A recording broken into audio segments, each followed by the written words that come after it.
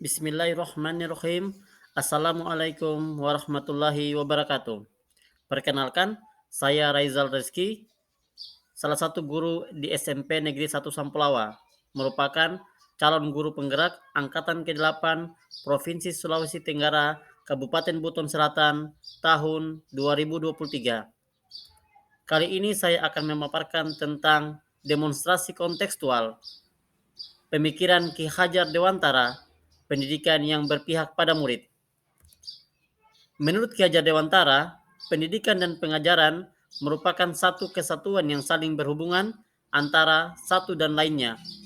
Pendidikan merupakan tempat bertumbuh dan berkembangnya ilmu yang menuntun anak untuk mencapai keselamatan dan kebahagiaan yang setinggi-tingginya, baik sebagai manusia ataupun sebagai anggota masyarakat. Sedangkan pengajaran itu sendiri merupakan bagian dari pendidikan yang memberi ilmu yang berfaedah untuk kecakapan hidup anak baik lahir maupun batin. Sehingga menurut Ki Hajar Dewantara sendiri mengungkapkan bahwa pendidikan dan pengajaran merupakan usaha persiapan dan persediaan untuk segala kepentingan hidup manusia, baik dalam hidup bermasyarakat maupun hidup berbudaya dalam arti seluas-luasnya. Kita tahu atau kita sendiri mengenal tentang 3 semboyan Ki Hajar Dewantara dalam pendidikan. Apakah kalian semua sudah tahu? Baik, yang pertama yaitu Ingarso Sungtolodo, yaitu guru harus bisa memberi contoh dan panutan kepada anak didiknya. Yang kedua, Ingmadia Mangunkarso, yaitu guru harus bisa membangkitkan semangat atau kemauan dalam diri murid untuk terus belajar dan melakukan inovasi. Dan yang ketiga, Tuturi Handayani, yang berarti guru harus memberi dorongan atau motivasi atau arahan kepada anak didiknya. Ketiga hal ini perlu kita lakukan dalam proses pendidikan kita atau proses pengajaran kita sebagai guru di sekolah. Sehingga kita sebagai guru harus memahami apa yang menjadi dasar bagi pendidikan yang berpihak kepada murid. Pendidikan yang berpihak kepada murid sejatinya pendidikan yang dilakukan saat ini, di mana guru hanya bertindak sebagai penuntun tumbuh kembangnya murid dan murid diberikan kebebasan untuk berpendapat, membangun pengetahuannya sendiri, dan memahami pelajaran sesuai dengan caranya. Hal ini menjadikan sebagai guru untuk memperdalam keterampilan yang dimilikinya melalui pelatihan-pelatihan yang ada, semisal guru penggerak, program profesi guru, webinar, dan lain sebagainya, dengan satu tujuan agar proses pembelajaran di dalam kelas dapat lebih berwarna dan menjadi kelas yang inspiratif baik bagi guru maupun murid di dalamnya.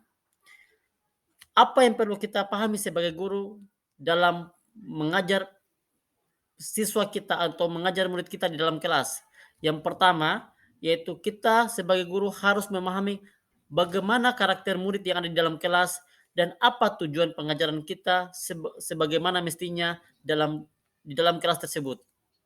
Yang kedua, sebagai guru kita harus memahami kodrat keadaan yang dimiliki murid, yaitu kodrat alam dan kodrat zaman, di mana anak didik kita saat ini kita harus ajarkan sesuai dengan keadaan dan zamannya mereka, bukan mendikte atau mengambil ilmu mereka untuk memahami kita sebagai apa yang telah kita pelajari di masa-masa sebelumnya. Yang ketiga, yaitu budi pekerti. Budi pekerti ini kita perlu tahu agar kita mampu mengolah rasa, mengolah karya, mengolah karsa dan olahraga bagi peserta didik kita. Agar mereka tahu bagaimana rasanya pendidikan itu, bagaimana menciptakan karya-karya yang ada, dan bagaimana mengetahui apa yang kenikmatan makna yang dibalik karya mereka. Sehingga melahirkan peserta didik yang unggul bagi generasi muda ke depan. Di sekolah saya, implementasi pendidikan sesuai dengan pemikiran Ki Hajar Dewantara, kami sudah terapkan beberapa hal dan ini mungkin menjadi hal-hal yang baru sebagian yang kami implementasikan.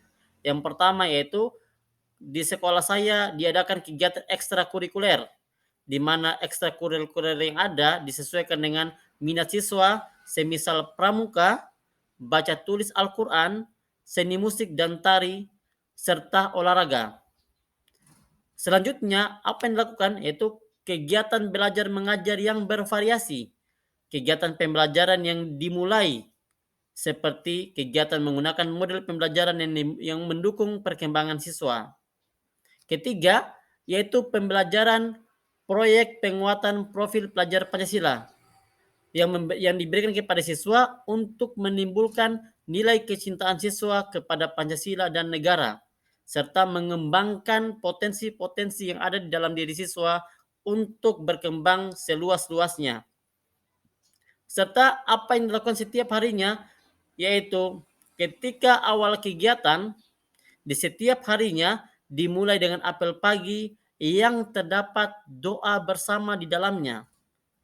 Setelah masuk di kelas, siswa diajak juga untuk berdoa untuk memulai pembelajaran setiap paginya dan diakhiri ketika akhir kelas berdoa untuk akhir pembelajaran. Sehingga implementasi ini dapat tercipta apabila ada kerjasama antara guru, siswa, dan seluruh warga sekolah yang ada. Tetapi tentunya implementasi ini tidak berjalan dengan mulus sebagaimana yang kita harapkan atau ekspektasi kita. Ada beberapa tantangan yang terjadi karena beberapa faktor yang timbul di dalam proses pengimplementasian pendidikan di SMP Negeri 1 Sampulawa.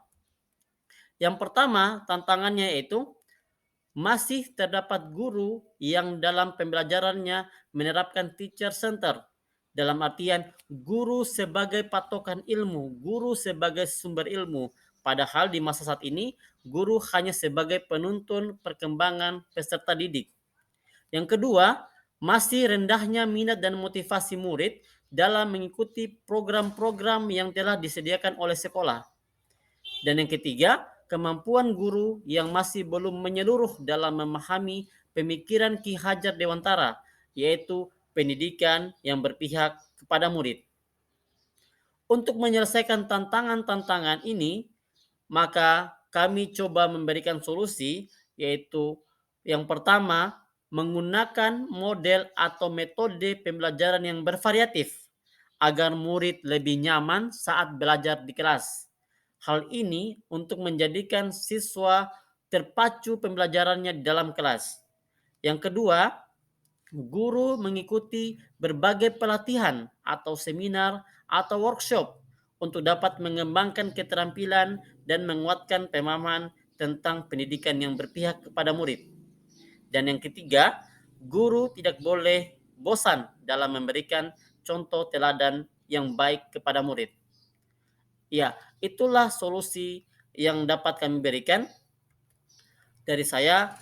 Saya sebagai guru ingin berpesan bahwa jadilah guru yang dapat menginspirasi murid sehingga melahirkan kelas yang menyenangkan, karena kelas yang menyenangkan dapat membuat siswa untuk betah di kelas.